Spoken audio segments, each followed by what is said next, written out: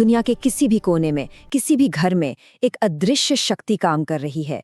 ये न तो कोई सीमा जानती है, न ही कोई भाषा। फिर भी यही शक्ति तय करती है कि किसी की थाली में खाना आएगा या नहीं, गाड़ी में ईंधन किस दाम पर मिलेगा और कोई देश की सरकार झुकेगी या लड़ेगी। ये वो शक्ति है जिसे हम अमेरिकी डॉलर कहते हैं। लेकिन ये सिर्फ एक कागज का टुकड़ा नहीं है, ये एक साम्राज्य का अदृश्य झंडा है। देखने से ये वैश्विक व्यापार और स्थिरता का एक प्रतीक लगता है, लेकिन अगर हम गहराई में उतरे तो एक बिल्कुल ही अलग तस्वीर सामने आती है। ये एक ऐसे सिस्टम की कहानी है जिसे समझने के लिए अर्थशास्त्र के नियम नहीं, बल्कि शक्ति के नियम समझने होंगे। और इस कहानी में कोई हीरो नहीं है, सिर्फ विजेता है, और वो है जो इसकी कीमत चुकाते हैं। इतिहास हमें एक बहुत सीधा सा सबक सिखाता है। हर महान साम्राज्य की अपनी एक मुद्रा थी। रोम का दिनारियस, स्पेन का पैसो, ब्रिटेन का पाउंड। और जब तक साम्राज्य की तलवार में धार थी, उसकी मुद्रा दुनिया पर राज करती थी। जैसे ही साम्राज्य ढला, उसकी मुद्रा भी मिट्टी हो गई। तो आज अगर डॉलर दुनिया पर राज कर रहा है, तो सवाल ये नहीं है कि ये क्यों मजबूत है। असली सवाल तो ये है, वो कौन सा साम्राज्य है जो आज भी इसे जिंदा रखे हुए है। इस साम्राज्य की परतों को एक एक करके खोलते हैं। हम इसकी शुरुआत से लेकर आज तक के सफर को देखेंगे। ये कैसे एक अदृश्य साम्राज्य युद्ध की राख से पैदा हुआ, कैसे इसने दुनिया से किया गया सबसे बड़ा वादा तोड़ा, वो कौन से हथियार हैं जिनका इस्तेमाल ये अपने दुश्मनों के खिलाफ करता है, आज इसके खिलाफ दुनिया में प्रतिरोध कैसे खड़ा हो रहा है, और अंत में ये कर्ज का साम्राज्य आखिर क्यों इतना खतरनाक है। चलिए इस विश्लेषण में और गहराई से उतरते हैं। याद रखिए, ये कहानी अर्थशास्त्र की किताबों की नहीं है, ये कहानी है ताकत की, एक ऐसे खेल की जिसमें नियम हमेशा विजेता ही लिखता है। सिस्टम इतना गहरा और इतना व्यापक है कि ये हर इंसान की रोजमर्रा की जिंदगी को नियंत्रित करता है। दुनिया के किसी खेत में उगने वाले अनाज की कीमत क्या होगी, किसी देश की फैक्ट्रियों को चलाने वाले तेल का भाव क्या होगा, और क्या किसी सरकार के पास अपने नागरिकों के लिए नीतियां बनाने की पूरी आजादी है, ये सब कुछ उसी एक मुद्रा से तय होता है जो शायद हमारी और आपकी जेब में कभी रही भी न हो। यही अदृश्य नियंत्रण इस साम्राज्य की असली ताकत है। साम्राज्य का जन्म एक बहुत बड़ी उथल-पुथल से होता है। डॉलर के इस साम्राज्य का जन्म भी दुनिया के सबसे विनाशकारी संघर्ष के खंडहरों से ही हुआ था। इसे समझने के लिए हमें इतिहास के उस दौर में वापस जाना होगा जब पुरानी दुनिया 1914 से लेकर 1945 तक 31 साल, इन 31 सालों में यूरोप ने खुद को लगभग तबाह कर लिया। 2 विश्व युद्धों ने उसके शानदार शहरों को मलबे में बदल दिया, उसकी अर्थव्यवस्था को कर्ज में डुबो दिया और उसके महान साम्राज्यों को इतिहास की किताबों में दफन कर दिया। ब्रिटेन, फ्रांस, जर्मनी, जो कभी पूरी दुनिया पर राज करते थे, वो अब अपने ही अस्तित्व के लिए लड़ रहे थे। लेकिन अटलांटिक महासागर के पार एक शक्ति इस पूरी तबाही से अछूती रही। वो था अमेरिका। उसकी जमीन पर एक भी बम नहीं गिरा था। उसके कारखाने दिन और रात चल रहे थे। युद्ध में शामिल हर देश को हथियार, गाड़ियां और जरूरत का हर सामान बेच रहे थे। जब युद्ध खत्म हुआ तो यूरोप एक भिखारी की तरह था और अमेरिका दुनिया का एकमात्र साहूकार। और इतिहास का नियम है कि जंग में लड़ने वाला नहीं, लड़वाने वाला हमेशा जीतता है। और ठीक इसी मौके पर साल 1944 में न्यू हैम्पशायर के ब्रिटन वुड्स नाम की जगह पर 44 तबाह हो चुके देश इकट्ठा हुए। वो एक नई दुनिया का सपना देख रहे थे, लेकिन अमेरिका के पास एक ठोस योजना थी। अमेरिका ने कहा, दुनिया को स्थिरता चाहिए और स्थिरता के लिए एक मजबूत मुद्रा चाहिए। उस वक्त दुनिया का लगभग 2/3 सोना अमेरिकी तिजोरियों में बंद था, और उसी सोने की ताकत के दम पर डॉलर को दुनिया की रिजर्व करेंसी बना दिया गया। ये कोई आम समझौता नहीं था, ये एक तरह का वित्तीय राज्याभिषेक था। कहा जाता है कि दुनिया ने डॉलर पर भरोसा किया, लेकिन सच तो ये है कि दुनिया के पास कोई और रास्ता ही नहीं था। अगर किसी देश को अपने पुनर्निर्माण के लिए कर्ज चाहिए था तो वो डॉलर में मिलता था। अगर किसी को दुनिया में व्यापार करना था तो वो डॉलर में होता था। ये चुनाव की आज़ादी नहीं थी, ये मजबूरी का एक सौदा था। दुनिया को किसी दावत पर नहीं बुलाया गया था, उन्हें एक अल्टीमेटम दिया गया था। वुड्स का पूरा सिस्टम सिर्फ एक वादे पे टिका था कि हर डॉलर के पीछे सोना है। आप जब चाहें अपना डॉलर देकर सोना वापस ले सकते हैं। लेकिन सिर्फ 27 साल बाद इस वादे को इतिहास के सबसे बड़े वित्तीय धोखे में बदल दिया गया।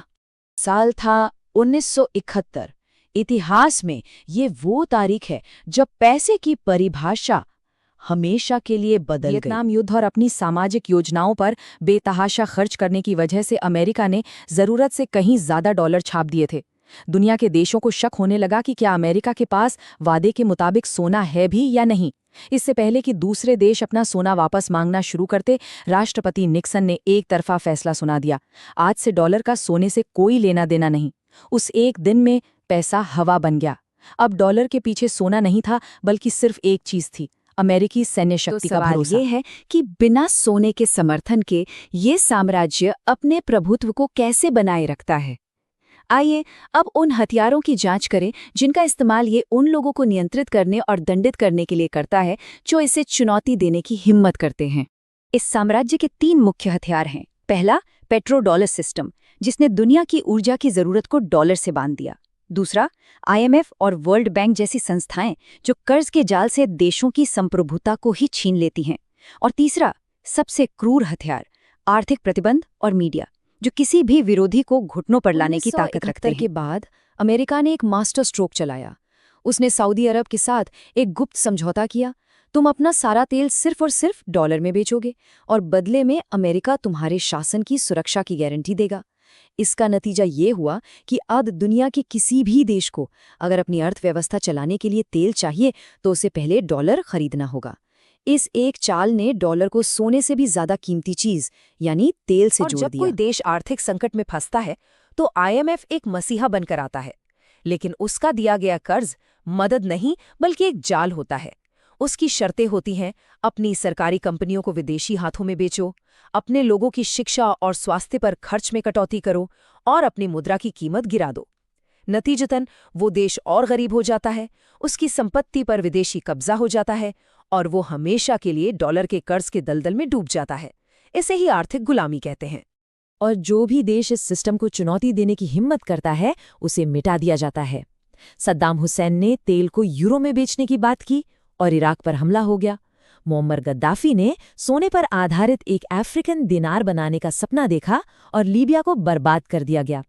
ईरान, वेनेजुएला, क्यूबा, उत्तर कोरिया, इन सब पर लगे क्रिपलिंग सैंक्शंस इसी विद्रोह की सजा हैं।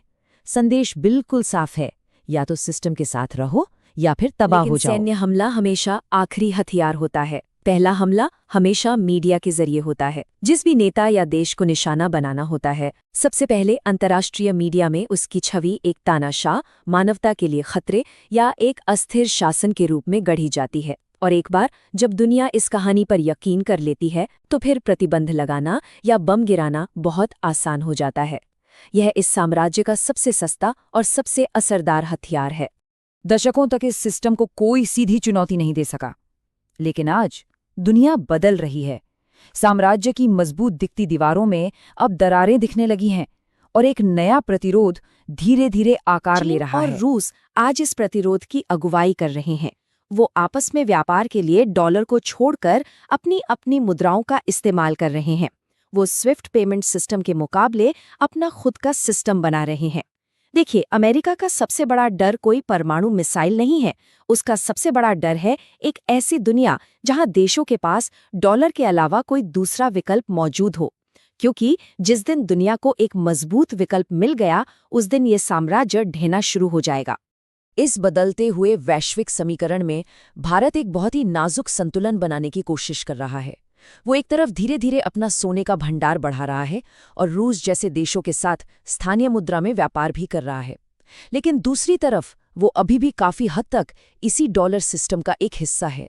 क्योंकि इस सिस्टम से पूरी तरह बाहर निकलना सिर्फ एक आर्थिक फैसला नहीं है, ये एक खुला विद्रोह माना जाएगा जिसकी कीमत बहुत भारी हो सकती है। अब हम इस कहानी के अंतिम अध्याय पर आते हैं। ये समझने के लिए कि इस साम्राज्य का भविष्य क्या होगा, हमें इसकी सबसे बड़ी ताकत और इसकी सबसे बड़ी कमजोरी दोनों को समझना होगा। सच स्वीकार करना होगा कि डॉलर इसलिए मजबूत नहीं है कि अमेरिकी अर्थव्यवस्था बहुत अच्छी है। ये इसलिए मजबूत है क्योंकि अमेरिकी सेना दुनिया में सबसे शक्तिशाली है। डॉलर की ताकत भरोसे से नहीं, डर से आती है।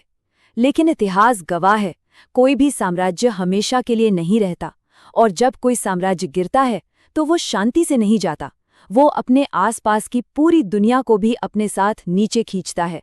डॉलर का गिरना सिर्फ एक करेंसी का गिरना नहीं होगा, ये एक पूरी विश्व व्यवस्था का अंत होगा और एक साम्राज्य गिरने से पहले बहुत कुछ तोड़ता है।